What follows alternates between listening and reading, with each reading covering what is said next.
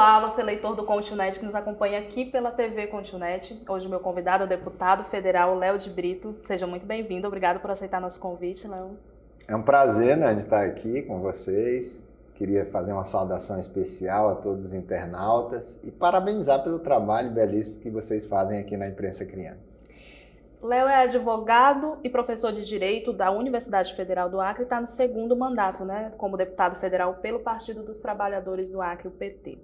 Léo, você tem sido um parlamentar muito combativo, né? Tem atuado contra o governo Bolsonaro, em defesa da educação, da saúde, meio ambiente, e ali atuado bastante também na garantia dos direitos, defesa dos trabalhadores, que é uma bandeira do partido mesmo, né? Dos servidores públicos, e contra as privatizações que têm se deslanchado durante esse governo.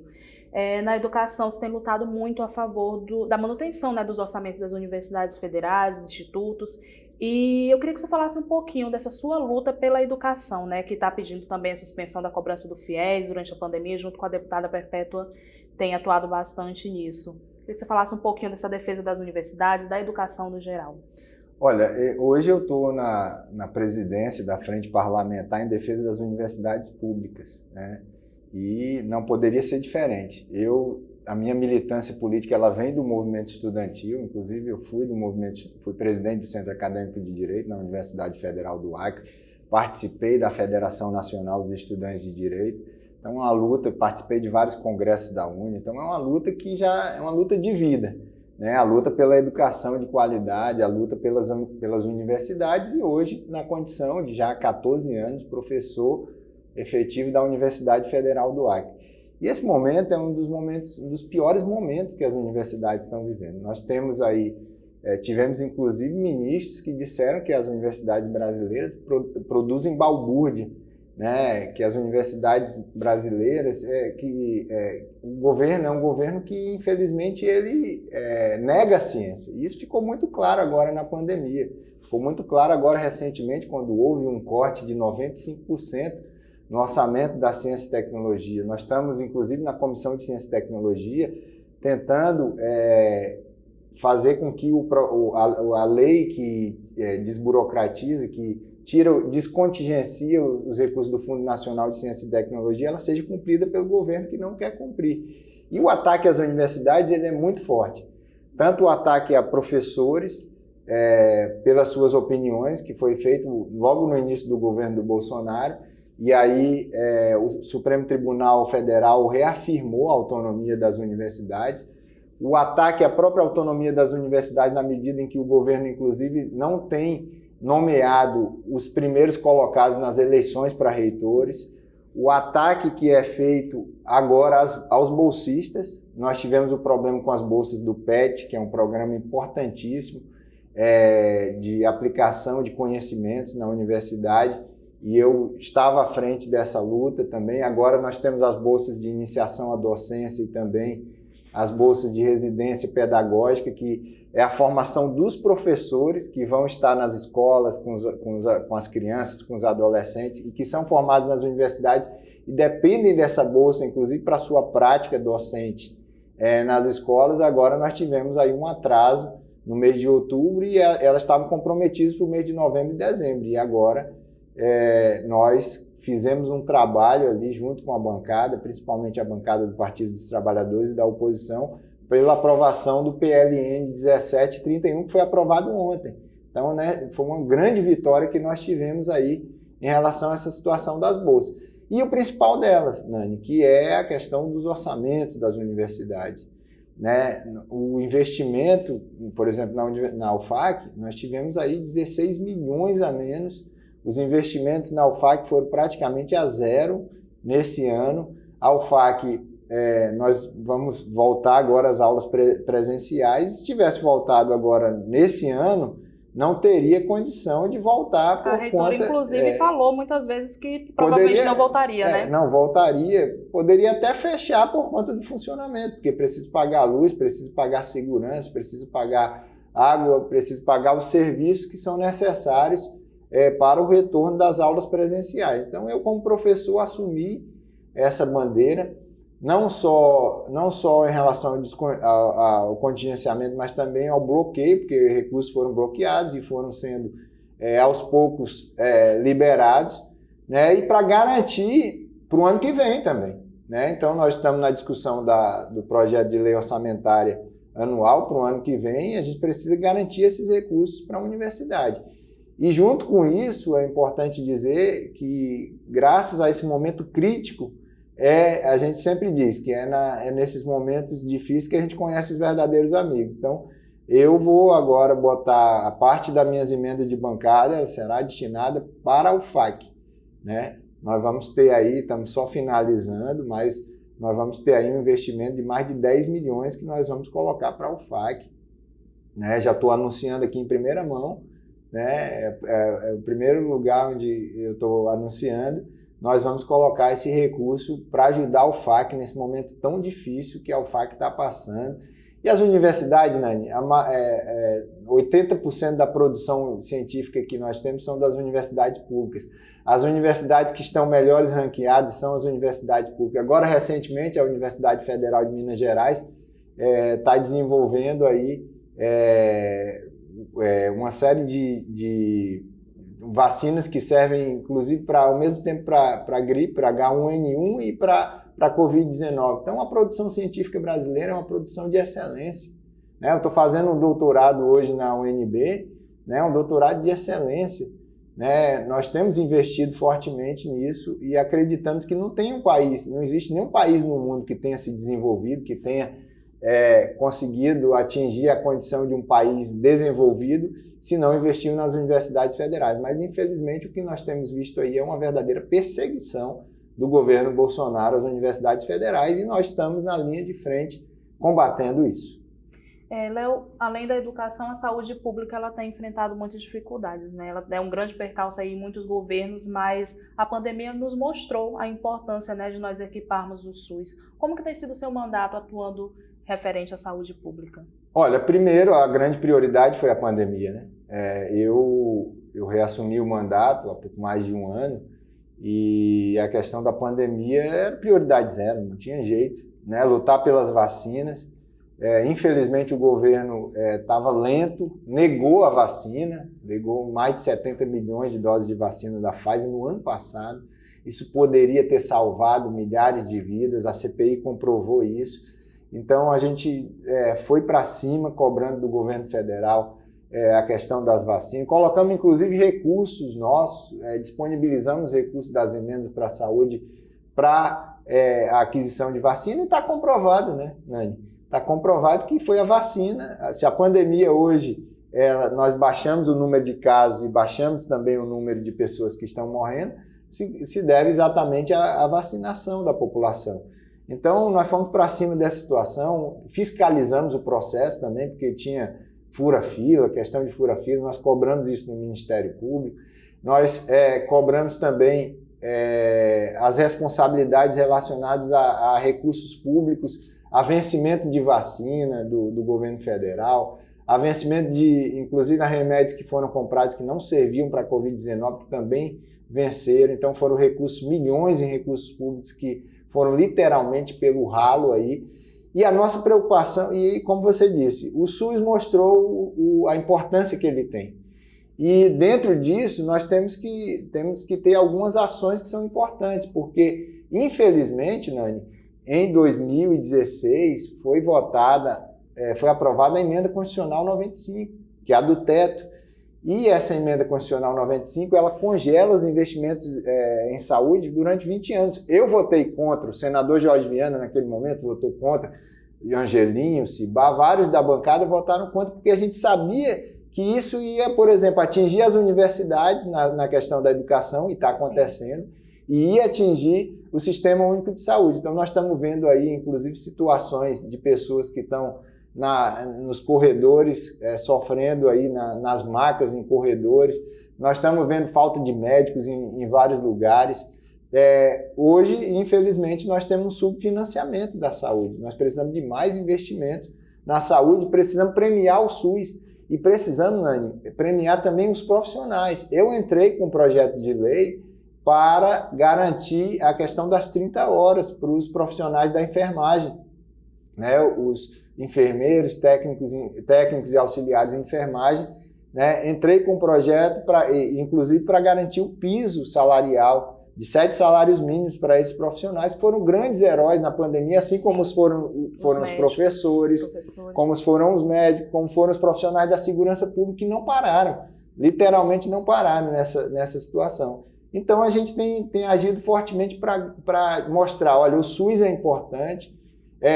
Existia movimentos no Congresso que era para desvincular as receitas, né, que hoje elas são vinculadas, as receitas da saúde e da educação, queriam desvincular. Isso ia ser muito ruim, porque o governante ia poder pegar o dinheiro da saúde, o dinheiro da educação e investir em obras, investir em questões eleitoreiras. Então, a saúde para a gente é uma prioridade e é isso que nós temos trabalhado. Nós temos trabalhado fortemente na defesa do SUS, na defesa dos profissionais da saúde e, obviamente, que destinando as nossas emendas também. Todo ano nós temos aí pelo menos de 7 a 8 milhões destinados à saúde. Nós temos investido nas prefeituras, temos investido, inclusive, também com parcerias com o próprio governo do estado para EPIs. Tem obras nossas do mandato passado que estão acontecendo, como o Hospital Infantil, o Hospital João Câncio, lá em Sena Madureira, né? Então, muitas coisas aí que estão acontecendo na área da saúde que a gente tem trabalhado não só na fiscalização, não só do ponto de vista da legislação, como propondo projetos de lei, mas também trabalhando nessa questão da destinação dos recursos e, obviamente, que a pandemia tomou boa parte do nosso tempo para que a gente pudesse chegar a esse momento com uma tranquilidade. Vamos finalizar o ano com uma tranquilidade maior de ver que as pessoas estão vacinadas e estão mais seguras. Você falou aí das emendas, né? Aí citou como exemplo o Hospital João Câncio em Sena Madureira. Isso mostra que os seus investimentos eles têm sido nos municípios do Acre, independente de cor partidária, não é isso? Isso é uma marca importante. Todo mundo sabe que eu sou do Partido dos Trabalhadores, não pretendo sair do Partido dos Trabalhadores, nasci e cresci no Partido dos Trabalhadores. Os partidos têm os seus problemas, todos eles têm os seus problemas, mas eu entendo que o Partido dos Trabalhadores é o partido que está dentro do que eu penso enquanto política e que nós precisamos fazer uma política para todos, que existem muitas desigualdades no Brasil e a nossa luta principal é acabar com a desigualdade no nosso país. Mas desde o primeiro mandato, mesmo com toda aquela conflagração, né, do impeachment da Dilma, da perseguição que foi feita ao ex-presidente Lula e também a própria conflagração aqui mesmo no Estado, né, quando a gente estava no governo do Estado com a oposição, mas em nenhum momento a gente faltou aos municípios. Então, desde o primeiro mandato, são investimentos nos 22 municípios do Estado do Acre. Recebo todos os prefeitos, não tenho nenhum problema com os prefeitos, não tenho problema, inclusive, com o governador Gladys Cameli, ele foi da bancada conosco. Nós temos as nossas divergências políticas, mas os meus recursos vão também para o governo do Estado, vão para as prefeituras do Partido dos Trabalhadores e vão também para prefeituras de outros partidos também. Porque o que a gente está pensando nesse momento, acabou a eleição, o que a gente tem que pensar nesse momento é o bem da população. E tem investimentos que são estratégicos na área da saúde, da assistência social, da educação, da infraestrutura urbana. Agora tem essa situação dos aterros sanitários aí, que é uma prioridade dos municípios. Obras inacabadas, que a gente também está trabalhando, porque é muito ruim você chegar no município, tem uma creche que não ficou pela metade, uma escola que ficou pela metade, uma quadra que ficou pela metade. Então, são questões que nós temos tratado e tentado ajudar os prefeitos. Eu, recentemente, inclusive, aprovei na LDO para que os municípios com menos de 50 mil habitantes, eles, mesmo que estejam inadimplentes no CAL, que eles possam receber recursos, porque nós estamos numa situação de pandemia, uma situação muito delicada, e é claro que os municípios, nos municípios onde as pessoas moram, né? Sim, é verdade.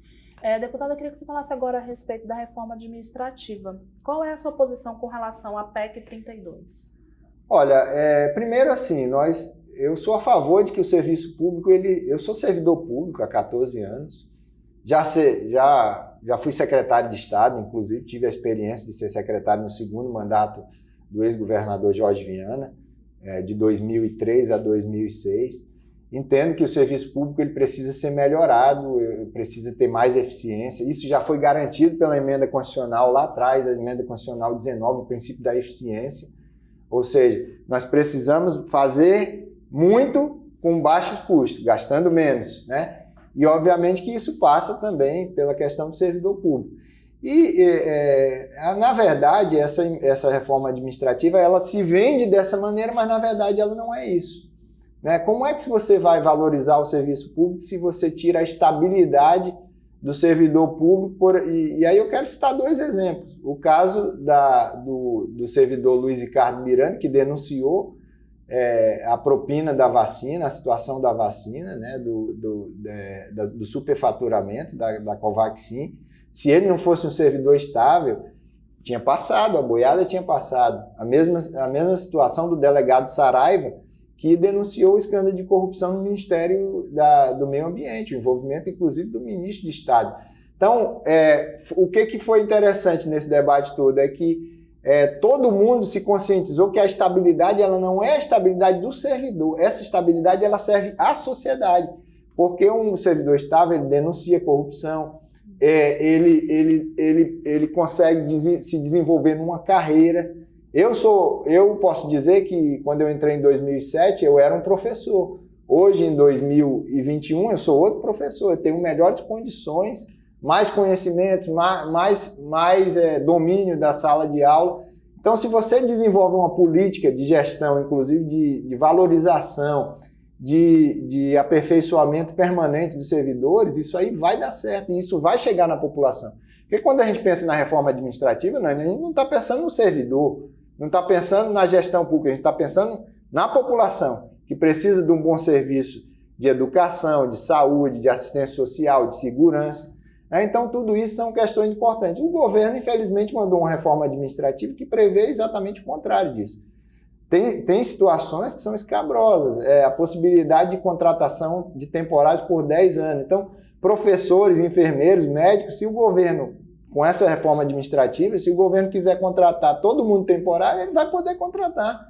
E aí não vai ter carreira, não vai ter incentivo de carreira, de ascensão na carreira, desse aperfeiçoamento que um professor, que um médico, que um enfermeiro, que um profissional da segurança pública pode ter. Então, a possibilidade de contratação, de terceirização geral e restrita, de contratação de empresas. Então, imagina o jovem que está nos assistindo hoje que quer fazer um concurso público, né? Vai ter que fazer simplificado para ser temporário. E às vezes nesses 10 anos que fica ali de uma dedicação extrema, passou os anos, o jovem entra com 20 anos, sai com 30, não se profissionalizou, não teve investimento, né? Exatamente. E aí isso também vai favorecer a peixada, né? A chamada peixada, o que indica. Né? Indica a pessoa para participar da empresa que foi contratada, indica a pessoa, participa de processo simplificado, que a gente sabe muitas vezes que esses processos simplificados são às vezes são processos bem estranhos mesmo, tem limitações ao direito de greve dos trabalhadores, né? Então são muitas coisas ruins que estão previstas, tanto é, Nani, graças a Deus e a nossa mobilização e a mobilização dos servidores públicos e da própria população, que a reforma ela passou na comissão especial, mas ela dificilmente vai ser pautada por conta desses exageros, dessas situações, porque as pessoas acham assim, não, o servidor ele não pode ser demitido. Ele pode ser demitido, pelas regras atuais ele pode. Se ele é um servidor leniente, se ele é um servidor que não faz a coisa certa, ele pode ser demitido em processo administrativo. E é isso que a gente quer, o mau servidor tem que ser tirado. Agora, com as regras atuais, você pode trabalhar isso. O que se queria era criar uma reserva de mercado, fazer favorecimento de determinados grupos políticos, aí a gente não topa isso, não. Por isso que a gente defende de maneira muito firme o servidor e a servidora pública e desse modo nós estamos defendendo a própria população. Deputado, só tem muitas lutas, né? Tem aí a questão das terras indígenas, da demarcação, tem um monte de coisa que eu gostaria de entrar um pouco mais. Mas só para falar de um projeto muito importante que foi criado recentemente, tem sua coautoria, que é o projeto de lei que cria o auxílio, né, da compra de gás de cozinha. Como é que está esse encaminhamento, como funciona esse projeto, para quem ele é feito? Olha, esse é um projeto que já virou uma marca, né, do mandato. Nós, inclusive, fizemos o primeiro projeto de lei a esse respeito, depois unificamos, inclusive a bancada toda abraçou esse projeto. E é um projeto de grande relevância, né, Nani? Quando eu vejo uma mãe de família, como eu vi lá em Osasco, vai esquentar o leite para o seu filho de 8 meses e tem 90% do corpo queimado e vem a falecer. Porque estava utilizando álcool, não tinha possibilidade de comprar o gás de cozinha. Hoje aqui no Acre nós temos lugares aí que a maioria dos lugares está mais de R$100, chegando em alguns lugares a R$130. Né? O gás de cozinha é fundamental para que as pessoas produzam o seu alimento. Os alimentos já estão caros, combustível, a energia elétrica. E aí a gente precisa ter muita sensibilidade. Eu lembro que o Paulo Guedes teve em um momento na Comissão de Fiscalização, num requerimento meu, eu falei, o ministro, vocês precisam sair das 4 paredes de Brasília, precisam conhecer o que está acontecendo lá na ponta com as pessoas. E a gente fez esse projeto em fevereiro desse ano e, graças a Deus, ele foi aprovado na Câmara, foi aprovado no Senado e estamos esperando que o presidente transforme em lei, sancione esse projeto. Se ele não sancionar, nós vamos derrubar o veto, se ele vetar no Congresso. E ele é muito importante porque ele garante um desconto de pelo menos 50% no gás, nas famílias que fazem parte do CAD único, né? Que são as pessoas mais pobres, as pessoas que recebem BPC, por exemplo, benefício de prestação continuada, pessoas idosas que não conseguiram se aposentar, pessoas com deficiência. Então, é um projeto de grande relevância social e que vai garantir esse desconto de pelo menos 50%. Então, nós esperamos que o presidente transforme ele em lei, regulamente como é que vai ser repassado esse auxílio, porque as pessoas precisam efetivamente do gás de cozinha todo dia. Então, aumento em cima de aumento, né? Nós temos aí mais de 60% de aumento ao longo de um ano, né? Então, são aumentos e aumentos e as pessoas não aguentam mais o bolso, como eu tenho dito, né? O bolso não tem bolso que aguente uma situação como essa, de tanta carestia. E para a gente, Nani, esse tem sido o principal combate. A vida das pessoas, porque eu não estou falando só do pobre, não, estou falando da classe média que está sentindo também. Os mais ricos são os que menos sentem, inclusive muitos deles estão ganhando muito, como o pessoal que é da água, os pecuaristas. Deputado, agora vamos entrar um pouquinho no cenário eleitoral para o ano que vem. O senhor vai disputar a reeleição? Olha, a minha prioridade nesse momento é trabalhar todos os dias por você, pela nossa população, porque tem muita coisa, a população está sofrendo demais. Então, essa é a minha prioridade zero. E é claro que dentro, eu sempre fui um político. Primeiro, eu não sou político de carreira, eu tenho minha profissão, não dependo da política para sobreviver. Faço política porque eu tenho prazer em estar lutando pelo meu povo, o povo do Acre, o povo do Brasil. E aí eu vejo que essa questão de reeleição, de ir para uma eleição, e eu já participei de várias eleições, é consequência do trabalho que você vai fazendo. Então, a minha prioridade nesse momento é isso. E, evidentemente, que nós estamos finalizando um ano, então eu vou começar a ouvir as pessoas, né? Tenho visitado vários municípios, ouvindo as pessoas, recebendo críticas, sugestões, sempre aberto a críticas e sugestões para o mandato. Aliás, muitas dessas ideias elas surgem exatamente dessa presença que a gente tem em vários lugares do nosso estado do Acre.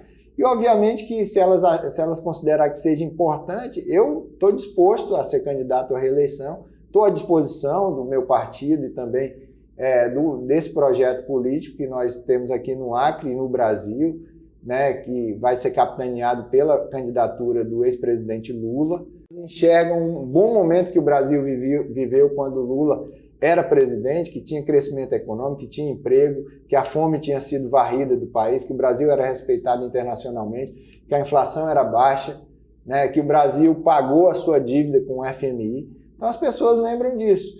E óbvio que nós fazemos parte desse projeto de um modo geral e estou à disposição da população, em primeiro lugar, e à disposição da reconstrução do Brasil e desse projeto nosso aqui no Acre também.